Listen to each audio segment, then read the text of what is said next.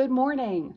I thought I would paint some blobs to make ocean collages, but at the same time, talk to you about how this was my most profitable month ever in my art business and how I think I got here and why I think it's happening. Caveat. How do you say that?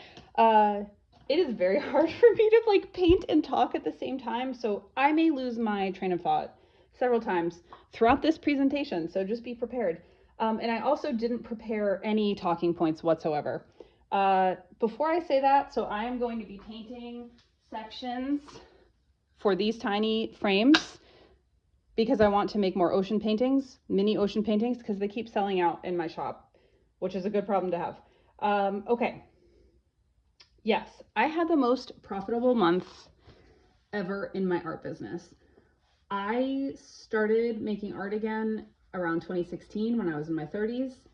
And when you start making art or restart making art, in my case, you don't have a quote artistic voice. There are a lot of things about the art world that I find difficult and pretentious. Not the art world I hang out in, but just in general. Artistic voice to me just sounds like so, I don't know, it bothers me. And also when you have to submit an artist statement, I always want to be like, I make art because it fills me with joy. Can that just be my whole statement? I need to get a paper towel. Hold on. Okay, I'm back. So anyway, just artistic voice, your style that is uniquely yours. And that is something that every artist has. Think of an artist that you follow. You almost certainly, when you see their art, you're like, oh, that's so-and-so's art. I went to college. Did I make that big enough, yo? I went to college in Kutztown, Pennsylvania, and that is where, I went to college in Kutztown, Pennsylvania, where Keith Haring was from or had gone to school. If you're young, you might not know who Keith Haring is, but if you are not super young, you might know who he is. He has an incredibly distinctive style. There is no one else whose art is like his art. I feel like I'm all over the place. I'm amped up this morning. I finally slept well, which if you have children or just are a woman in the world, you know it can be hard to get a good night of sleep. I slept well. I'm meeting a friend in a little while, so I'm feeling very amped up. I'm going to try to calm down my energy though. And I was listening to Noah Kahn while I made pancakes, and that's just a joy-filled place to be. So what did I just do with that brush? Because I tried to keep my nice brushes separate from my raggedy brushes. I found it. All right. You want to hear about how I got here. Okay. I started making art again. I had always been, an arty kid and college kid. So I started making art. It took me a long time to develop the style that was uniquely mine. And that, for the most part now, people know me for my torn paper collage landscapes. And I didn't start making those until I was 43. And that was almost 4 years ago. And even when I started making them, they didn't look like they look now. It takes a while. Okay, so all the same time that I was developing this unique artistic voice, the things that I was doing business-wise were, having a website. I did have Etsy for a while, a long time ago, but I've had a website for quite a while. So having a website, which is just my name, Jen Pacici, and can I fit two there? Oh no, that's kind of close. I'm just gonna do a little more here. Okay, so having a website, having an email list, the business part of having an art business that's successful, especially if you want to sell online. I do sell in person too, which I'll get to in a minute, but if you want to have a successful online business, you need to be able to capture people's emails. I will talk about how social media plays into it, because social media does have a place in this for sure, but social media algorithms, they change. You don't necessarily you don't own those people. You don't own the people on your list either, but the people on your list have said, hey, I like you, I want to hear from you. And that list is a very valuable asset because you can contact them. Asset, that's another word, such a corporate word. I'm sorry for using it. Please forgive me. But so I had a website. I had an email list. I had people who were interested. I also, why? There's either cat hair or my hair. You know what I mean? My cat, like, this is me. I don't want to blame my cat for this. That's clearly my hair. You have to have these things. I don't know. I lost my train of thought there. And also I was thinking, like, you're probably wondering, like, what do you mean by the most profitable month ever? I think this month I will have probably made more than $5,000, which, that's, I will have to pay taxes on that and stuff, but I have a full-time job. So this is basically like extra income for me to put towards like vacations and savings and that kind of thing. Would I like to be full-time? Yes, that's what I'm working toward. Full-time art. I already have a full-time job. Okay, so here I have, it's going to be 1, 2, 3, 4, 5 skies for the mini paintings. So yeah, I can't tell you the exact number because I don't know yet, because it's the 23rd of the month. And so there's still more than a week left. And money could continue to come in. I hope you like rambling. I really do. This channel is for people who like to watch painting and listen to rambling, okay? I'm just going to say it. I know, and I'm saying it 6 minutes into this video, but you probably figured it out by now. Let me try to give you succinct things that I did in case you want to know. Developed my art style that was uniquely mine and professional looking. Had a website in a way to capture people's emails and sent emails regularly. Is that part of it? A consistent online presence as far as social media. But here is what is different. And I wish I could give you the magic formula, because if I could, then you'd be off to the races. So my social media following increased tremendously this summer. It is the summer of 2026 right now. In mid-July, had about 1,500 and change followers on Instagram, and I never posted to Facebook. I did not care about Facebook. I had about 700 followers on Facebook. Now we're at the end of August. I have close to 7,000 followers now on Instagram and more than 11,000 followers on Facebook. How did that happen? I don't know. I tried a lot over the years to like make a video go viral, to try to do the right thing. And I mean, you can go to my Instagram if you want and just look at when all of a sudden my videos started getting a lot more views. I had a video go viral for me, and now it probably has like 200,000 views. And I know that's no like 1 million, but I gained probably 1,500 followers just from that one post. And once that happened, I was like, okay, let me try to duplicate this. So not like exactly, but I tried to start making posts that were similar. So like now, if you look at my social media, almost all of my posts are looking down, white background, me assembling or painting some things. And I added a lot more movement to my grid. The reason I was able to grow tremendously when I blew up on social media is because blew up for me. Let me just caveat, like I don't have, caveat. I don't have 10,000 followers on Instagram. I don't have, 100,000 followers or whatever. But for me, I blew up. So, I had the systems in place to capture the people, to kidnap them and bring them to my home. I had the resources in place. So people had a place to click from. If they checked out my profile, they could be like, oh, let me look at her website. Oh, she's offering this free guide. Let me sign up for her email. And people started asking me questions, especially on Facebook. They're like, how do you do this? How do you paint this? How do you make these torn paper landscapes? So after I'd gotten enough questions, I was like, let me just record a class. And I gathered people's emails over the course of about 3 weeks. And I had more than 300 people on the wait list, again, because I had all this stuff in place. I didn't have a wait list for a workshop class, but I have MailerLite, who I use when I email my list people. And so I was able to quickly set up a form and quickly put it onto my website, because I own a website as opposed to using Etsy. So I was quickly able to capture all of these names. And then when I released the workshop, over the 3 days that it was the original introductory price, I sold 142 of them. That is the number one reason this was the most profitable month in my art business ever. And I was not opposed to like teaching art classes. In fact, in the past, I kind of tried to do some online stuff. But the thing that was different this time is that they asked me for it. It wasn't me trying to be like, what would people want to learn? Let me teach them. It was people saying to me, how do you do this? How do you do this? How do you do this? How do you do this? And I was like, well, I'll just tell you.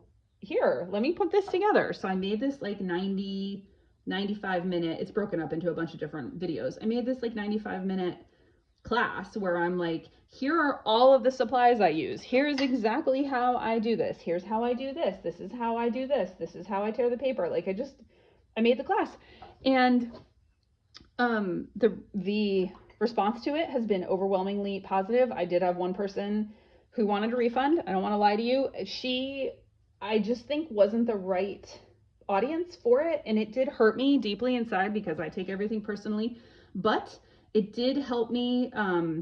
It did help me because I put captions on all my videos. She was having trouble hearing, so I was like, okay, captions, that's a great idea. That's probably a best practice anyway.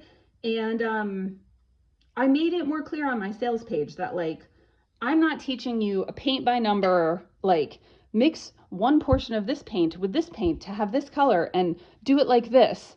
Like, I walk you through everything I do and encourage you over and over and over again to make it yours, fill it with your own joy, fill it with your own soul. And that's fine. But one refund out of 100, technically 143, I only counted 142 because she didn't take it. And then I got, so, one complaint out of all that seems pretty good to me. And then so many people since then have emailed me and said how much they loved it. They sent me pictures of what they made. I'm getting off track here.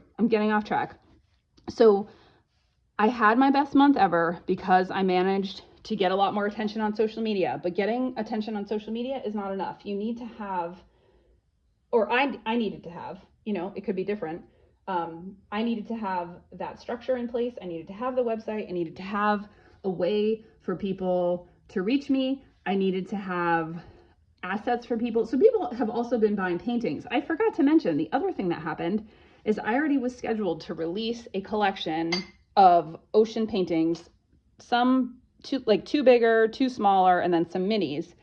And I had never, ever, ever, ever had sold out a collection before. And this was only 8 paintings, but I keep my collection small intentionally because I haven't been selling that much online.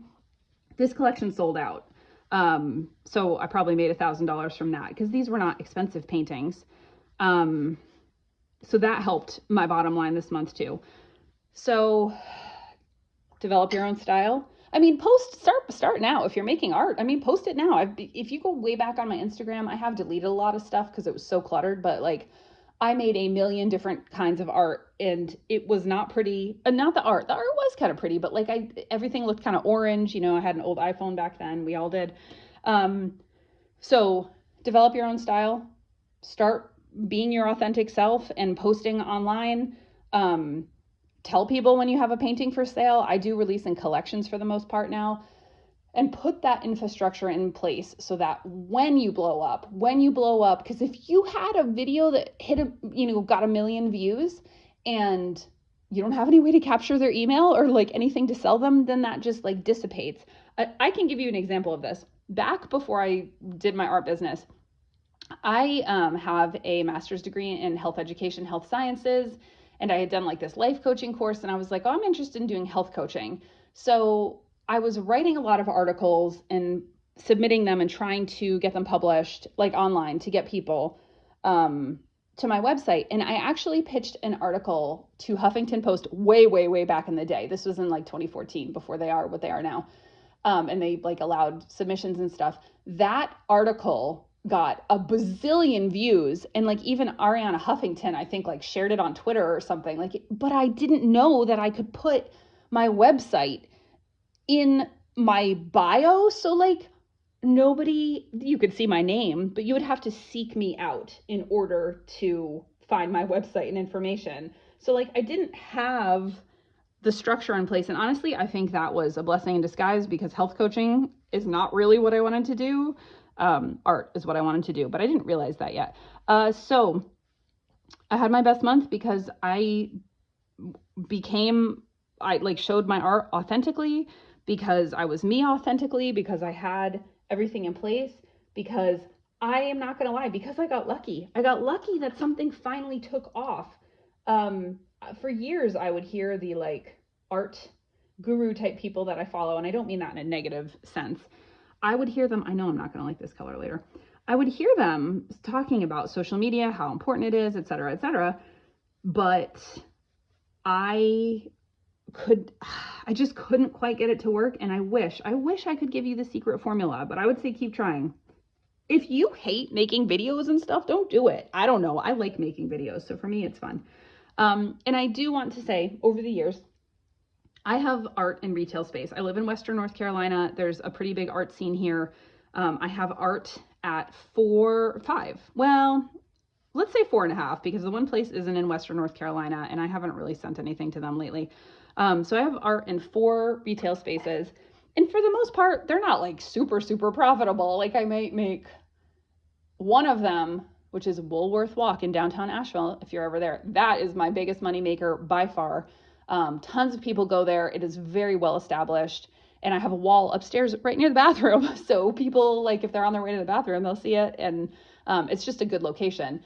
And then the other spaces, I might only make, 80, 150. Like, it's not a ton of money, but it's something. Like, it's something. So I was already making money from my art business, but this selling stuff online is new. And I'm like, okay, how do I grow this? How do I continue this? Like when you launch something, again, that people asked for, that's so important. That's another thing that I had always heard about, like, give the people the thing that they're asking for. Well, nobody was really asking me for anything. And I did. I tried stuff. I am not afraid to like give things a try and see what happens. So that's another piece of advice that I would give you. Not that you asked me, but I don't know, just try things. Try things that feel good to you. I am big on like, nobody knows the answer besides you. Like something someone says might resonate with you because that's what you're supposed to do. And yeah, there is some general industry stuff that I think is probably important for everybody, like that email list. But overall, it's really just listening to the voice inside. The voice inside. Have you ever seen Moana? That movie makes me cry because the lyrics to some of the songs are like so, like the voice inside is guiding you. Is that too much? Is that too much to say? The reason I keep trying with my art business is because like it won't let me go. You know what I mean? Like I don't really need to have a side business. I again have a job with like a pension, and all that stuff and health insurance. Like I'm doing this because my soul requires me to. And I would like this to be what I'm doing instead of working at a job with a pension. Why does this keep coming out green, people? I feel like this is too green. That's okay. We'll work through this. So I don't know. I hope that was sort of helpful. If you have questions, drop them in the comments. I love talking art business. I had a job. I still work in communications, but I had a job at a nonprofit in communications, and we had like a 3-person communications team, and the one other person who was our web designer, he and I both no longer work there, and he also now has an art business, and we text constantly because we are always talking about art business stuff because it's so fun to talk about. So yeah, if you want to talk art business, if you have questions, drop them in the comments, and just, again, with the recognition that I'm not a full-time artist yet, but if I had a month like this every single month, you know what, y'all, my husband's self-employed and we have a 12-year-old. So like, this wouldn't be enough money for me to leave my job if I made this much every month, but it sure is good for the like saving towards that future. And it is my intention to someday get there. I'm going to paint one more section here. Maybe sometime you'll see what I turn these into. No guarantee there, though. Yeah, please let me know if you have questions and tell me what I missed because I was all over the place.